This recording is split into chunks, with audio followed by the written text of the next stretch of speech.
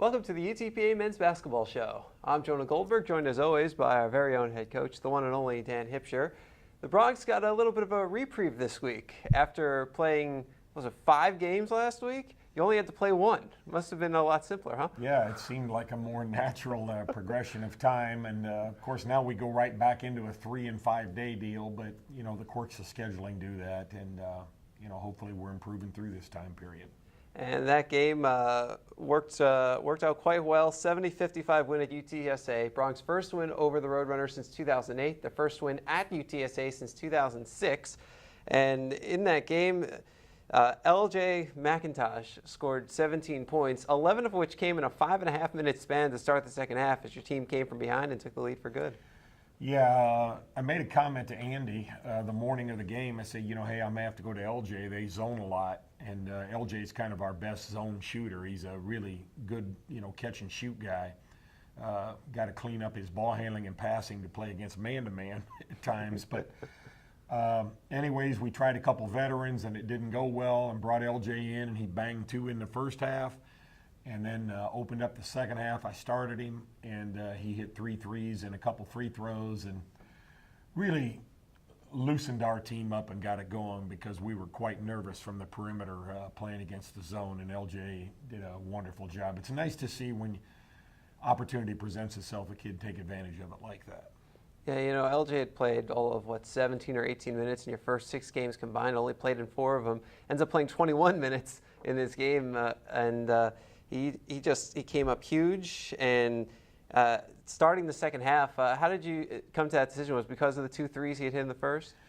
Well, yeah, I thought he showed confidence in playing against the zone and feel like he can play against zones, and some other guys hadn't played very well, so I just kind of looked out at halftime and said, all right, you're starting, let's go. And they didn't get a whole lot of time in the locker room at halftime, Jonah. There's a 15-minute time, and I think they were back on the floor around 11, 12 minutes. So I told them to go out there after the way they played the first half and see if they could find themselves on the floor.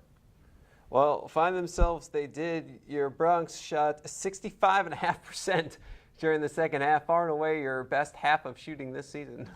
Yeah, I'd say by far after a 30% first half, that was a nice rebound for us. But we had good ball movement. We made shots. We got to the rim. Once we got them into man-to-man, we cut them up pretty well. And it's nice to see your offense get that efficient. And it has to be on the road. You know, UTSA out free throwed us by, 10 or 15 free throws, which tends to happen to you. So hopefully you can make a few baskets to nullify that. But didn't even realize that number was that high the second half. We still didn't shoot 50% from the field as a team after shooting 65 in the second half. Well, you outscore UTSA 44-24 as you erase a 5-point deficit.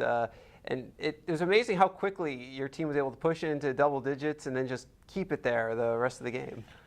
Yeah, I think we scored the first 10, maybe 12 points of the second half, went up 5 immediately after being down 5, and then took it out to 10 or 12 and kept it there a while, and then I think got it almost as high as 24 or 25 in there somewhere. But yeah, I mean, when you're that efficient offensively, and we played much, much better defense the second half too, limiting them to 24 points and really getting them under control was really good for us. What does it mean to pick up that kind of a tough road win against a Conference USA school? Well, it's great. You know, number one, we had a nice little base of fans there, UTPA alumni from San Antonio, probably 20 people in there. So, you know, they get more excited about the program when you come out on the road and win one. And one of the things we preach a lot about is play the same way at home as you do on the road. You know, in fact, it can even be more fun sometimes quieting down an opposing crowd. And you know, so hopefully we can start to develop that mentality where we play just as well on the road and understand that protecting your home court's important, but that's not the reason you should be winning, is because you're at home. Well, now 3-4 and actually off to the program's best start since the 2007-08 season, when they started 4-3 and ended up 18-13. So obviously while it's still a game below 500, off to a start that you can't necessarily complain about, especially where this program's been coming from, and so far not a bad turnaround. Right, with what was lost out of the program last year, I think the 4 top scorers and veteran kids, and having a young group here, both in terms of age and experience, and being youthful and understanding what we want to do as a team, we're not disappointed. But as long as we get effort out of the kids, then hopefully we can find a way for them to be successful. We'd like to be 5-3 right now, or 4-3 or 5-2. We had a couple chances to win other games, but I think we're growing, and I think we're working hard, and I think anybody that watches us play thinks we play pretty hard. So we just got to get a little smarter and execute a little better, but tough road ahead. Well, growth for sure. One of the tall guys who's grown, Shaquille Hines, 12 points, career high 9 rebounds. He's now reached double figures in 6 out of 7 games this year. He did so in all of 1 game, all of last year. And your coaching staff has a lot of tall people, and I don't know if that has something to do with how he's been able to explode, or if it was just, or if it's his dedication, or it's a combination of the two. But he is just having such a breakout sophomore season. Well, he works hard at the game. He's a good kid, a good person, and he gives you a good Christian effort every time he's out there. I tell him he's a little soft at times. He's got to get to finishing a little more physically, and he's a better shooter from the perimeter than he has shot thus far. He has not shot the 3 real well, but he's slashing well. He's finishing in around the rim, and making a few runners here and there, and been a consistent rebounder for us. Somewhere, 6 to 9 rebounds every game, and had 12 and 9 again the other day, and 1 assist, 1 turnover. So a really nice offensive night. Javon Farrell said something to me early in the season where, based on the way this offense runs and the personnel that you have, that every night there should be 4 or 5 guys in double figures. Well, you had 4. With Javon Farrell and Shaquille Boga both reaching 11 points each. And how about Farrell with 6 assists? Yeah, I mean, that's great to see. I've been on Javon about making other people better, and we've been forcing a lot of action at times between he and Shaq Boga. And, the other night, Boga didn't have a great assist-to-turnover ratio. He was 2 to 5, but Javon made other guys better and made some really nice plays. And actually, we blew a couple buckets, or he could have had 8 or 9 assists. But I'd love to see him get into that mode where, he came close to a couple triple-doubles once in a while in rebounding, scoring, and assisting. One of the stat lines that really is sticking out to me is Lauri Toivonen. In 19 minutes off the bench, he was 3 of 5 from the field for 6 points. He had 5 rebounds, which is great. But in his first 38 games as a Bronc, from last year into the beginning of this year, he had 3 total blocks. He had 3 blocks against UTSA. I don't know how that happened either. I'm trying to remember him myself, but he must have poked a couple loose and got to a couple, and good for him. He's a very cerebral player. He knows how to rotate into help, and he sees things on the floor, and he's actually hopefully progressing offensively where he's going to become a little more of a threat. It's not that he's not, it's just that he has not allowed himself to be that yet. And in practice, he's becoming a little more aggressive offensively, and that could really help our team down the line.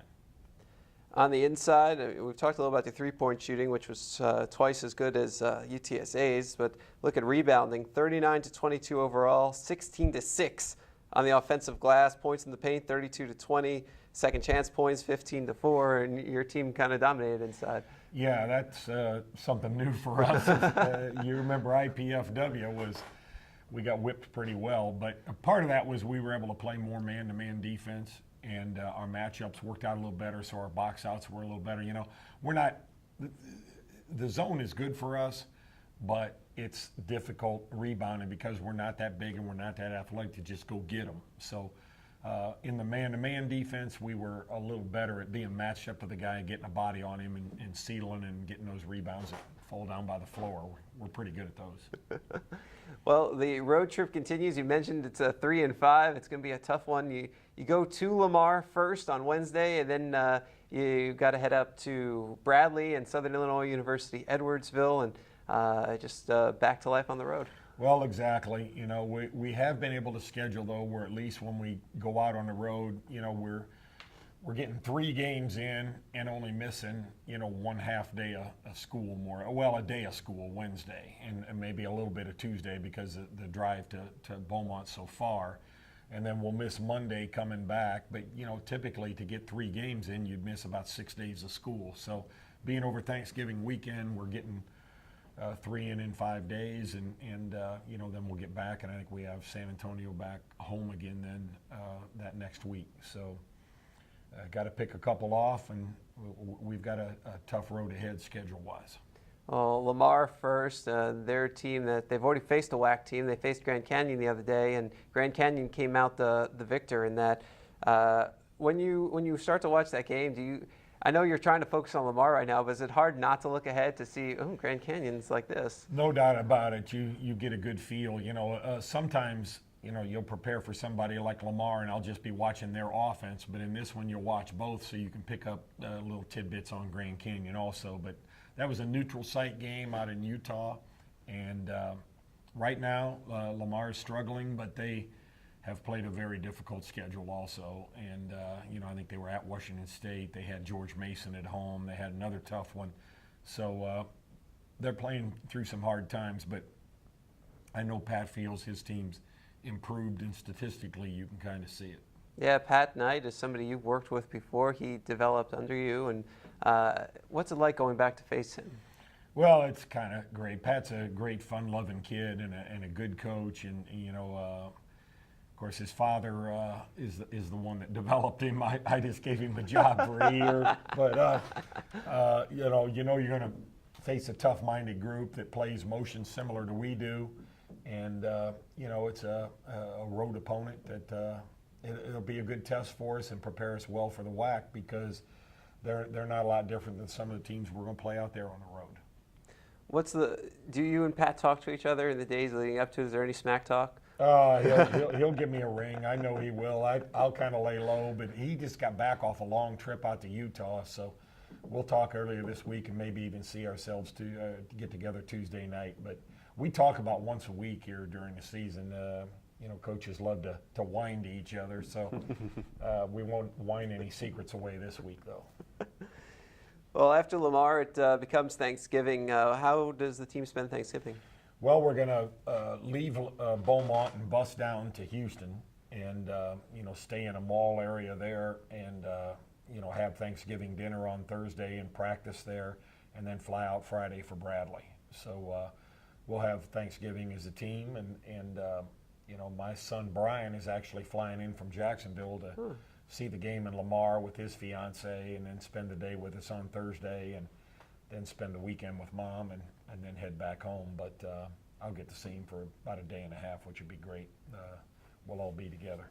That's a rare treat, for a coach. You know, you're constantly on the road, or whether it's games or recruiting, to be able to get your entire family together in one place. Very rare. Brian has flown in the last couple of years at Alabama with his fiance and spent Thanksgiving with us. But of course, Andy was never able to make it with his duties at South Florida. But this year, hopefully, we'll all be together for a day or so. It'd be kind of nice.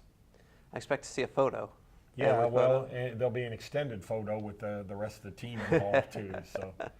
Yeah, if there's Mom around, there's photos. Well, after that, you fly out and head to Bradley, and that should be a pretty tough opponent, pretty tough game, tough place to play.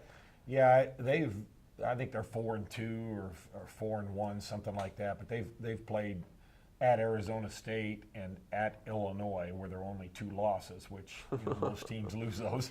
But other than that, they've done a good job. And again, I coached against Gino when he played at IU, talking about Gino Ford. And then Gino was at IU as an assistant coach when I was at Akron, and at Kent State as an assistant coach when I was at Akron. So Gino and I are great friends, a great basketball family from Ohio, and looking forward to seeing him. And we know it'll be a great environment. Bradley has a fantastic facility, and hope we can play well. And then after that, off to Southern Illinois University, Edwardsville. So you seem to know everybody else. Do you know some people over there? Don't know those guys. I think it's Lennox Forrester or something, but I don't know him. But looking forward to getting there. I've recruited Edwardsville and Collinsville a little bit. It's very close to St. Louis, but haven't been there. But Ohio Valley Conference, and know some guys in the league, and they're supposed to be improved this year. So, again, we hope to get in there and play well and not be too tired from, a long time on the road. Yeah, I mean, I'm sure there'll be a lot of strange wake-up times with flights and buses, and you got to get everywhere 2 hours early, and especially on Thanksgiving weekend. I can't even imagine what I'll find out what the airports are going to be like, and whew. Yeah, there's no doubt. It'll be a hectic time, and what you really pray for is that we don't have weather like is coming in early this week that is causing all these delays in Dallas and Houston, and you're spending extended times in the airport. You hope things run fairly smoothly, but you've got to prepare for the worst. Well, so you had the game, the win this week over UTSA. We know about the games coming up, but the other big news that's come out over the last week is your recruiting class has been announced. 6 players signed to national letters of intent, 4 freshmen, 2 junior college transfers. And, every time I read over this class and I look at these guys, I'm realizing this is a really strong recruiting class. Yeah, it was a great class for us. We had, I think, 8 or 9 kids on campus and got 6 of them. So, I mean, we got the guys, at a high rate, and the guys that we brought in that we wanted to get, and we're extremely excited about it. Andreas Bigham and Dan Manzi, 2 6'9" kids that bring us great size and skill, and I think both have great futures. And then, you start dropping out Aubrey and Edwards, 6'5", had a great game the other day against Justin Winslow, who's going to North Carolina. He's from Pflugerville, and we look for great things from him. And Brian Long from Killeen, Dion Sidney from Spring, and then a junior college kid in Talon Whitaker that's about 6'5" also. So 3 Texas kids, which is a great thing for us to do, make a dent here in the state like we've wanted to. 2 big kids, one from Florida high school, 1 junior college kid to give us maturity, and then another junior college kid, again, that adds maturity, and a really good all-around player. Talon's a lot like Justin Leathers, guy that can score inside, outside, do all the intangibles, so we're fired up about it. With these recruits, you could have, I think, about 7 Texans, give or take, on your roster next year, and it really shows how you've been and your staff have been recruiting the state. What's the importance of recruiting the state in which your school is at? Well, the importance is that, number one, proximity and the ability kids to get here and see it and get your name out in the state, and just develop a constituency of people that know that UTPA cares about, recruiting in-state kids. And it really helps your ties for the future with other kids. That kid comes down here, has a good experience, plays well, helps foster more kids, and hopefully saves you a little budget instead of flying all over the country trying to find kids. Dan Manzi, who you touched on, 6'9", 230-pound prospect out of Tampa Bay Christian Academy in Florida. He's been in the U.S. since 2011.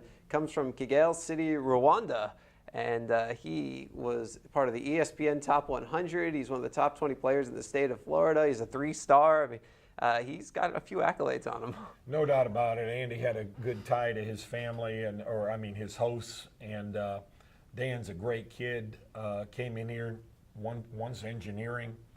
Dr. Nelson did a wonderful job helping us recruit the kid.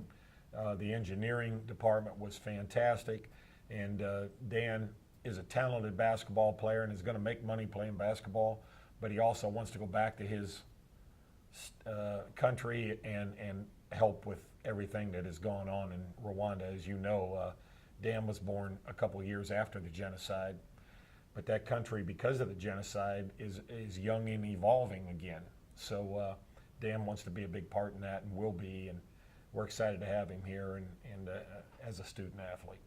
Well, you can already take a look at what his future holds then. Play basketball a few months, whether it's overseas or in the U.S. or wherever, making the money, and then in the off season, boom, go home and put that engineering degree to good use. So no doubt about it. No doubt about it. Great kid, and gonna do great things on the court and off the court. I really like how you're able to mix in the 4 freshmen with the 2 junior college transfers. You get a little youth, you get a little experience, and it really helps to balance this team moving forward. We had to balance out the class. There's 5 seniors in this class now, and by adding junior college kids, it gave us a little more age and depth down the line. So, Shaq will be Hines, and Bogo will be a senior. Hines will be a junior, and then these kids coming in give us a little more age in that group and experience. So, looking good, hopefully, for the future, as long as I can coach them. Well, Brian Long, he's you have a couple guys who are in the Texas Top 100. Brian Long was one of them. The other was Andreas Bigham. So, we talked a little earlier about how you're getting kids from Texas, but you're also getting some of the top kids from Texas. No doubt about it. Brian Long from Killeen is got a great future ahead of him. Physical guard, had 25 in their opener, hit a game winner. Aubrion Edwards from Pflugerville, about 6'4", 6'5", again, top 100 kid. And Dion Sidney, we feel, has top 100 talent, was just kind of underexposed this summer, but combo guard that I think has a great future also. So we're really excited about those kids, and I know they're excited about being here. Yeah, Sidney is one of the top 10 Houston area senior point guards, which is a heck of a rating for himself. And it's nice that he can be both one of the top points, and he can go slide over the shooting guard too, because that gives you a lot more options next year. No doubt about it. Second game of the year against a quality opponent, he hit a game-winning 3 to win the game. And Westfield's been a good program over there. These kids are all from good, active, winning programs, so we feel good about them. And then you get you have the two 6'9". I mean, adding some size. We don't have anybody who's 6'9" right now, I don't think. So that could be somewhere where you could have your twin towers or your rotation. And so again, it's just, I love the options you're going to have and just the things you're going to be able to do for next year with these kids. No doubt about it. You throw Latte into that mix. Now you got 3 guys that can play the 4-5. You've got Hines can slide down there. Hines can slide out. Bigham is highly skilled, so great 3-point shooter. He could play the 3 at 6'9" sometimes. So, now defensively we're a little longer. We should rebound the ball better and definitely be a little harder to score against with our size. And Whitaker, a 12-7 guy, and he may only be 6'6", 230, which means he's thick and can probably battle his way in. I mean, you think he'll be a 4, or does he give you that extra rebounding presence on the 3? No doubt about it. He's a 4-3 type of guy that's a mismatch problem for people, and he's physical, and he's got a great nose for the ball, and he just really knows how to play. And it's funny, every time you pick up his box score, 15 points, 8 rebounds, 15 points, 12 rebounds, 15 rebounds, 10 points. He's always around that double-double stuff, so he's a great producer. Well, 6 players, 6 student athletes signed to national letters of intent by Coach Hipsher and his staff heading into next year. And, of course, this year, the Bronx 3 games before our next edition of the UTPA men's basketball show. Taking on Lamar on Wednesday, Bradley on Saturday, and then Southern Illinois University, Edwardsville on Monday. If you want to follow the action, check out UTPABronx.com. We'll have links to live stats, live broadcasts, the whole kit and caboodle, and of course, recaps shortly after each game ends. He's Coach Hipsher. He's the head coach of the UTPA men's basketball team. My name is Jonah Goldberg. We'll be back with you next week right here on 956sports.com.